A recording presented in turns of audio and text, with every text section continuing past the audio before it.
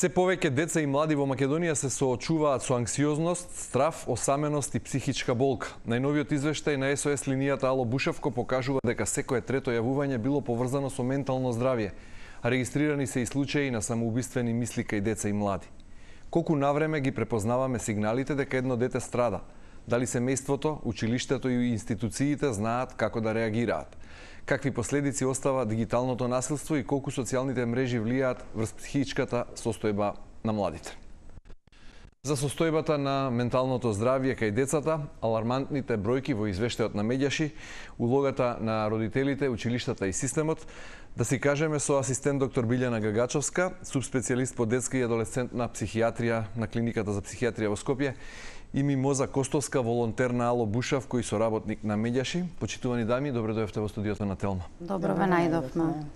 Костовска, ќе почнеме со прашање за вас. Што најчесто слушате од другата страна на линијата на телефонот, со оглед на тоа што ми кажавте дека 6 години сте волонтер на оваа линија Ало Бушевко и веројатно сте дежурна зад телефонот.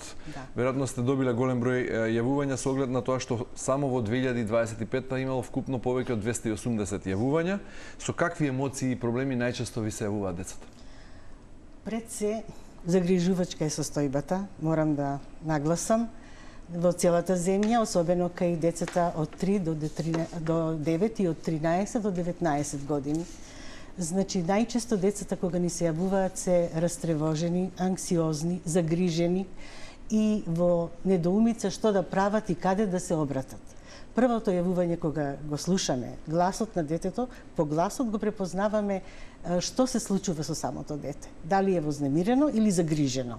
И кога ќе оцениме, ние како педагози, како волонтери, на што алудира детето, имаме многу тешки случаи некогаш имаме полесни, а лесното е кога е загрижено само за себе. А потешки случаи имаме кога децата се јавуваат во име на друго дете, кој што нема храброст да се јави, тоа се јавува за другото дете да му помогне некако, знаејќи ја нашата линија. Ние сме среќни што постоиме, навистина, бидејќи од кога постоиме, од 2020 година, Ало Бушевко е достапен за децата во сите училишта. Добро, ќе зборуваме за Ало Бушевко во продолжение. Прашањето беше многу конкретно, сакам да чујам како звучат децата. Децата се тажни, децата се загрижени, значи децата исплашени, со страф